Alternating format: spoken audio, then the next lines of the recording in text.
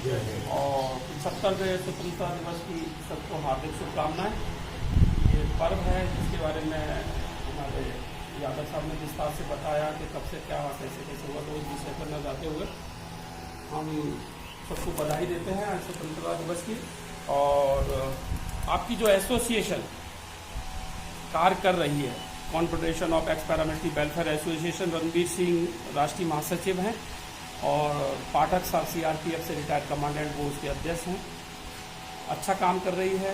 प्रदेश level पे भी हमें जिम्मेवारी दी गई है। यादव साहब हैं, राठौर साहब हैं, गंगा सिंह साहब हैं भिंड में, राम अवतार शर्मा हैं मुरैना में, राम लखन हैं भोपाल में, और हुकुम सिंह हैं शिवपुरी में, दतिया, रीवा, सतना, इनमें भी हम कमेटियां बनाने जा रहे हैं। संगठन का क्या महत्व है यादव साहब ने आपको बताया, और एक व्यक्ति कुछ नहीं कर सकता। वो बहुत अच्छा उदाहरण उन्होंने झाड़ू को लेके दिया कि अगर सीखें बिखर जाएंगी तो हम उसे झाड़ू भी नहीं लगा सकते, वो कचरे का काम करती है। तो उस विषय पे भी हम आपसे इतनी अपेक्षा तो रखेंगे, जैसे यादव साहब ने कहा कि आप धन से सहयोग नहीं कर सकते हैं। वैसे सभी आंदोलनों में धन की बड़ी महत्व रखता है धन, बट अगर आप धन से सहयोग नहीं कर सकते तो मन से, तन से और समय से सहयोग आप करें तो ये संगठन और अच्छा कार्य कर सकता है। अपने कीमती सुझाव दें। हम अगर सही डायरेक्शन में नहीं जा पा रहे तो आप हमें रोकें, टोकें और जागें और जगाएं।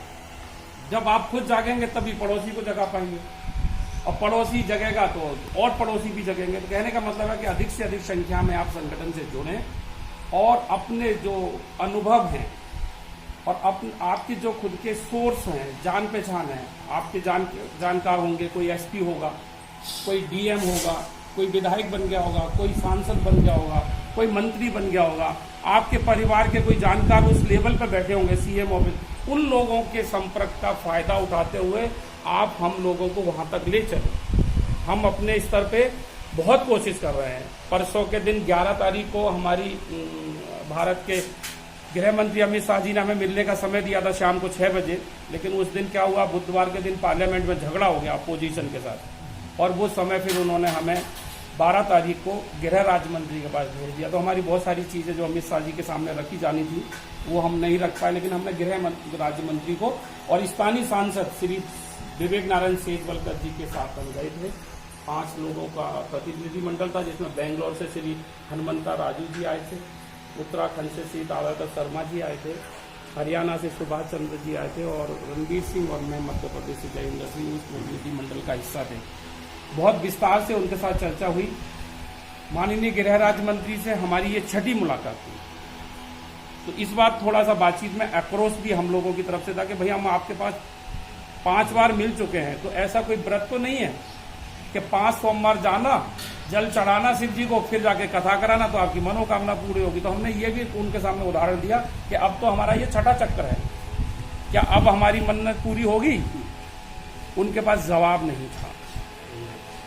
2 फरवरी को हम गृह सचिव श्री अजय भल्ला साहब से मिले थे। उसमें करीब 40 मिनट की विस्तारित चर्चा हुई थी, जिसमें एडिशनल डीजी सीआरपीएफ के रिटायर्ड एचआर सिंह साहब भी थे। उस बातचीत में 40 मिनट की बातचीत में एक बहुत अच्छी बात ये निकल के आई थी कि हम आपको सेना की तर्ज पे फ्लैग डे, सेना का फ्लैग डे आपने सुना है, अर्ध सैनिकों का कोई फ्लैग डे नहीं है। हमने उनसे ये अनुरोध किया था कि आप फ्लैग डे हमें भी दीजिए अर्ध सैनिक कल्याण बोर्ड के नाम, उस पर अर्ध सैनिक के नाम पे। उसमें आम पब्लिक डोनेट करती है, फाउंडेशन बनता है फ्लैग डे का, और वो पैसे से हमारी जो वीरांगना है, जो भी हमारे जरूरत की चीजें, वहां से बहुत सारी चीजें पूर्ति हो जाती है। अर्ध सैनिक कल्याण बोर्ड का गठन हो, हमें एक्समैन का स्टेटस मिले। हमें थोड़ा सा अफसोस भी होता है कि उतना सहयोग जो मिलना चाहिए, क्योंकि हम क्लेम कर रहे हैं कि आज हम 20 लाख हो गए, जिसमें करीब करीब हम 11 लाख सर्विंग हैं और 9 लाख से ज्यादा हम रिटायरी हो गए हैं। अब 20 लाख की संख्या बहुत बड़ी है, लेकिन जब हमें सड़क पे निकलना है आंदोलन के रूप में, तो हमारे पास 2000 भी इकट्ठे नहीं होते, 500 लोग इकट्ठे नहीं होते।